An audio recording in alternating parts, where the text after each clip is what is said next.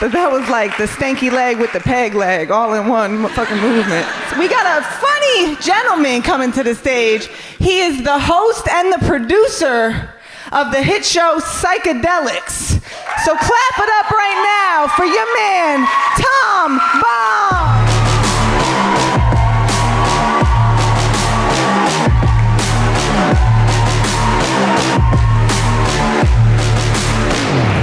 Yes, give it up for yourselves, LA, huh?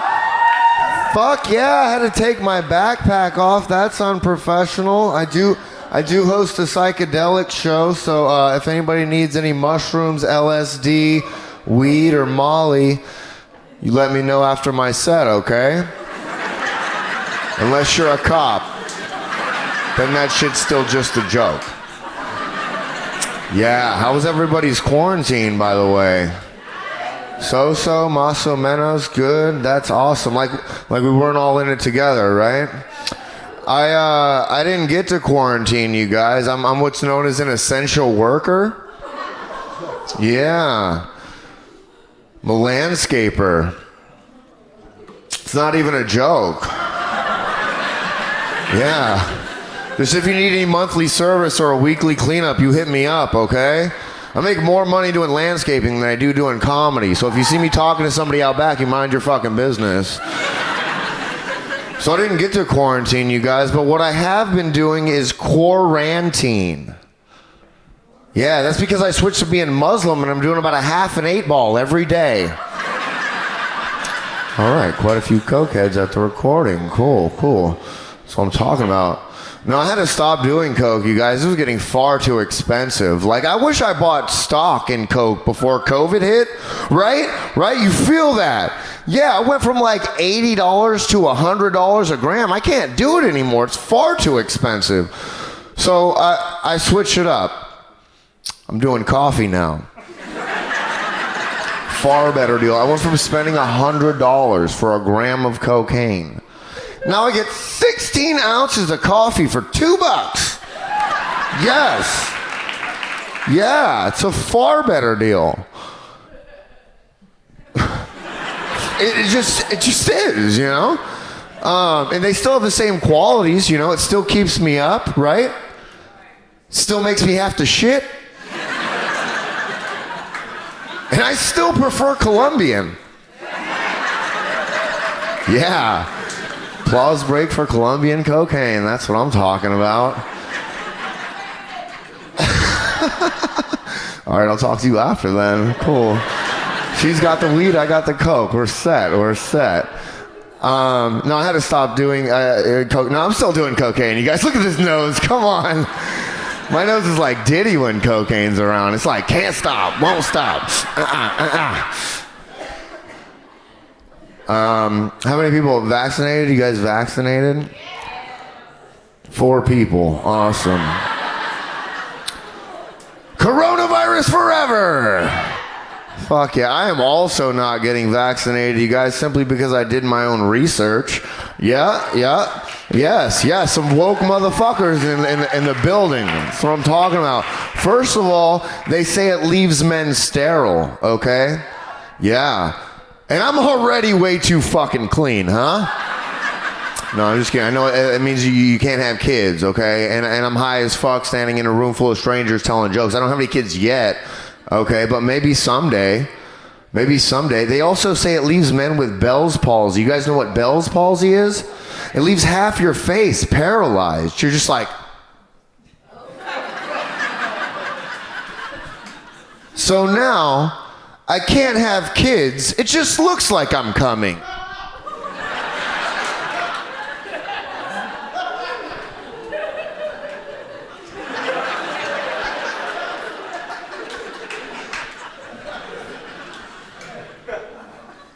No, I'm just kidding. I got my girlfriend pregnant, you guys. Due in December. What's up? Yeah.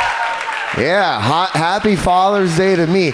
This looks like all the single mothers who claim Father's Day in the building. You like posting memes like, it's our day, we taking this one too. Meanwhile, all your kids are with their dads right now. How many couples? Clap it up, couples. The dudes are with the dudes and the women are with the women. What the fuck's going on here? Is that you guys a couple? How long have you guys been together?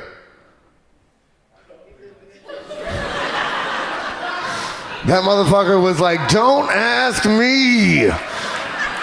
It's only been 90 days. He was still like,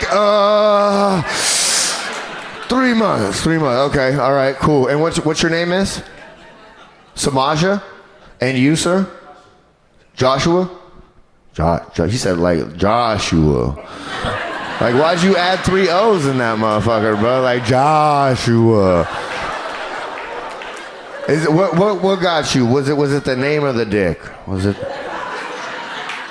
the personality? Good answer. Yes. She was like, you ain't gonna have me up in here sounding like a whore, okay? Because she would have said dick. That's the whore answer for sure. You met her, she's like, how you doing? I'm Joshua. This is Joshua Dick. Hi. You say it like that, like, this is Joshua Dick. How you doing?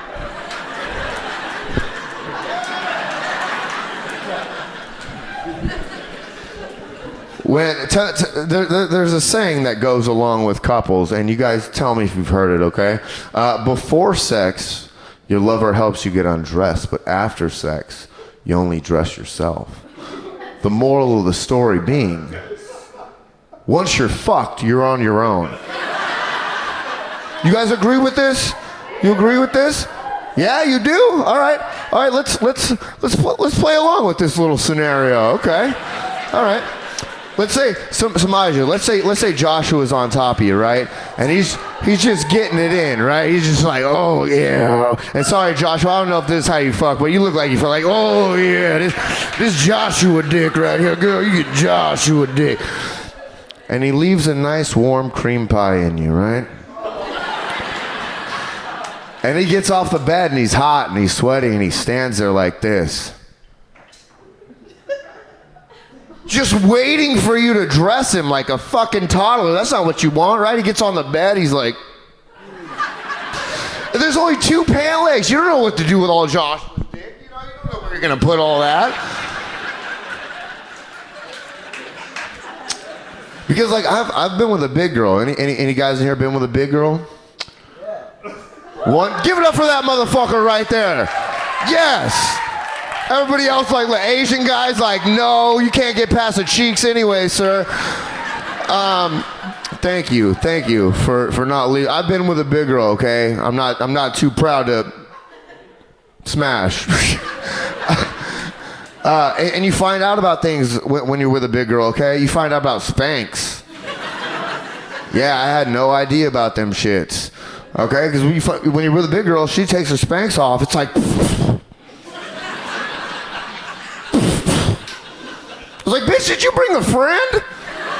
It's fucked up. Here's something I want you guys to think about. If a chick wants to hang out with you, but she's on her period, does that make it red box and chill?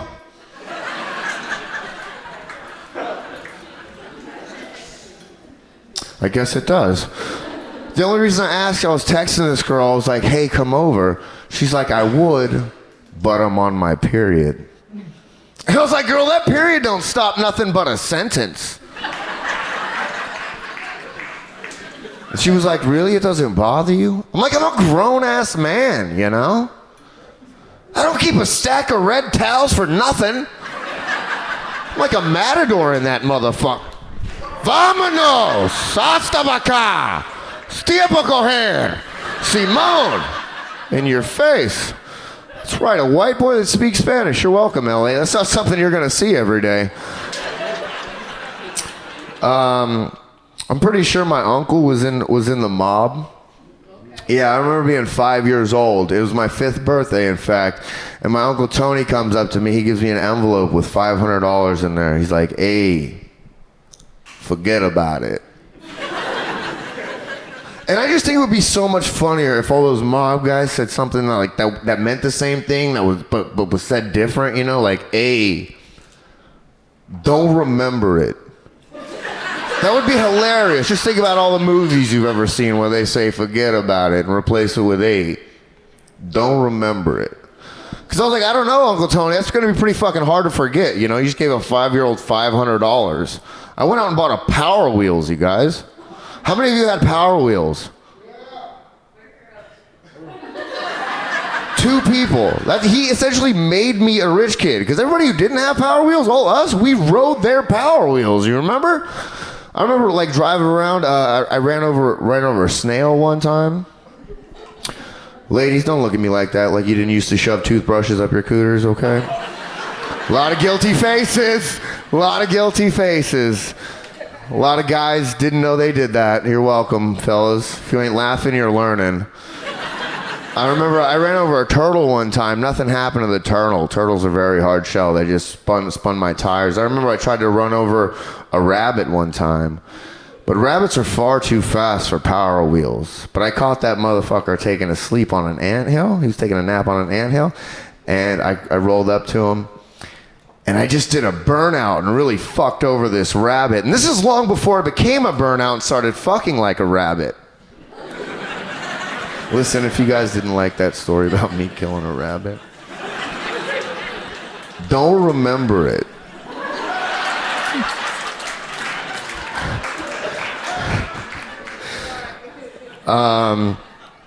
Any DMX, or first of all, how many Plies fans are in here right now? Plies? 2 people. All right, cool. I'm gonna do the joke anyway. That's how much I believe in it, you guys. Plies is like one of my favorite rappers. He's definitely my favorite person to follow on Instagram. If you guys haven't seen Plies' Instagram stories, they're the best. Seriously. I'm pretty sure he's from like Mississippiana or some shit like that. Louisiana, I don't know, because he doesn't finish his words, sometimes his sentences, and he says shit coming like way out of left field, right? He'll be like, I got this one little bitch, right? I got this one little bitch. She got that baseball pussy. She said, baseball pussy. I said, bitch, I knocked that pussy out the park. You guys do know who Plies is, okay. He talks about his side chicks like it's Thanksgiving dinner, right? He'll be like, I got this one little side. I just call that bitch mac and cheese, bitch. Cause when I'm in that pussy, sound like you stirring mac and cheese with that pussy. He's like, this other little side I got, I just call that bitch coleslaw.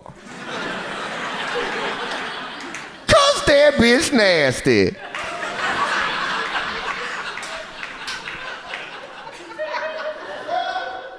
For the white people in here, black people hate coleslaw. He's like, this last little side I got, I just call that bitch mashed potatoes, bitch. Cause when I'm with that bitch, it's all gravy. Thank you. Hey, give it up, DMX fans. DMX fans. Yes. DMX was seriously my favorite rapper growing up. In '98, he dropped 2 albums in the same year. Nobody else was doing that shit at the time. Since then, he's passed away. He was actually going to be on that show, Celebrity Boxing. Does anybody remember that show? One person remembers the '90s. Okay, cool. The fight never came to fruition, but he took his training very seriously. He actually enlisted Mike Tyson as his head trainer. And he'd be in there training, and he'd be like, yeah, get him, Professor X. Your defense is impregnable. Your style is impetuous. He called him Professor X because mentally he was very strong. But his footwork was non-existent.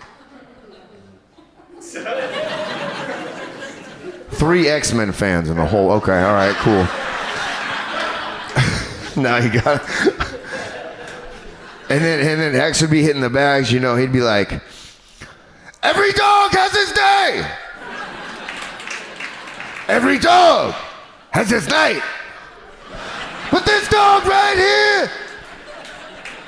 Yo, this dog's got the fight. And Mike would be like, yeah, I wish you had children so I could stomp on their fucking testicles. He's like, hey, yo, bitch! I really appreciate you talking about my kids like that. Dog! Come on! What?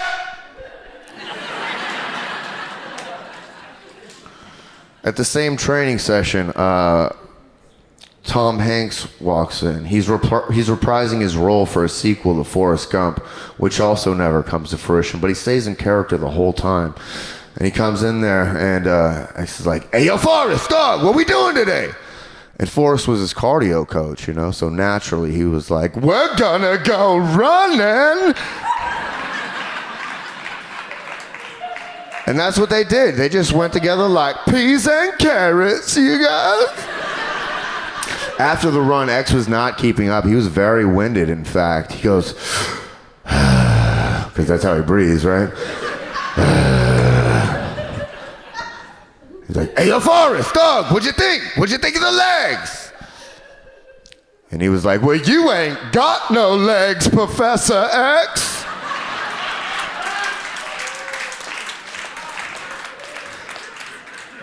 Same training session, the crocodile hunter walks in, Steve Irwin, and he's like, crikey, mate, that's crazy fast hand speed. That's real nice. It's got me thinking, you know, like, what song do you think was going through his head when he got stung in the chest by that stingray? Any guesses? Had to be Bon Jovi, right? Shot through the heart in your tube light. No? How about maybe a little Tony Braxton, like, unbreak my heart. All right, more people. Cool, we'll go with that one. Then the last guy walks in the training session. It's fucking Plies, because obviously it's sweet pussy, say it there. And he's got like 4 of these girls with him, you know, but X is in full training mode. He doesn't give a fuck about these hoes. And he's just hitting the bag, you know. He's like, what these bitches want from a hitter? How many of you thought I was going to say it? You prejudiced motherfuckers. No, you're good. I just got back from my first comedy tour, you guys. Thank you. I appreciate that. I don't know if you guys know this about people who go on tour or not, but we like to go to strip clubs a lot, and that's what we did every night. We went to a different strip club. The first strip club we went to, there was a nice young lady dancing on the pole, so I walked down to this stage, and I put down $2. Just $2. And she showed me a booty hole. $2 booty hole, you guys. What a deal. And I'm not sure how many of you are familiar with the female anatomy or not. But a woman's vagina is located about a ½ an inch from a booty hole. So for those of you keeping track, playing the home game, that's $1 a hole, you guys. $1 a hole. I'm a fucking bargain hunter over here. How much does it play putt-putt? $25? So we get 18 holes. Not here. $1 a hole. And an unrelated story, I also recently just got out of jail. Anybody else been to jail? Oh, I'm the only one in LA that's been to jail. Okay. All right, cool. I get it. A lot of people don't like to admit that shit, and I know what you guys are thinking. You're like, wow, this guy goes on tour, he goes to jail, he's like a rapper. Jail wasn't so bad though, man. We're gonna play board games like checkers and Monopoly. The fucked up thing about playing Monopoly though in jail is getting the go to jail card and you're already in jail. Oh, I was so upset. Like I could have fucking killed somebody. And I just went back to jail without ever leaving. It was like a fucked up jail inception. Like go to jail, in jail, while in jail. It was terrible. I got in a fight while I was in jail. I won the fight. People asked me, well, how do you know you won? Because afterwards, somebody came up and gave me a soup. Okay, you guys really haven't been to jail. I'll explain that one. If you get in a fight in jail, somebody comes up and gives you a soup afterwards? Ha! It's power, respect. You the man. You did that shit. There ain't no consolation soups in jail. As I was getting processed, you know, they make you strip down naked. There's a guy standing there. He's like, spread your cheeks. So I spread them and he goes, wider. And I was like, look, sir, if there was anything in there, you would have found it by now, all right? This is up in San Francisco, so. It's really none of my business. And he goes, wider. And I was like, that's gonna be $2, sir. Hey, you guys been great. Thank you so much. My name's Tom Baum. Thank you, Comedy Cube. I appreciate you guys. Have a great night.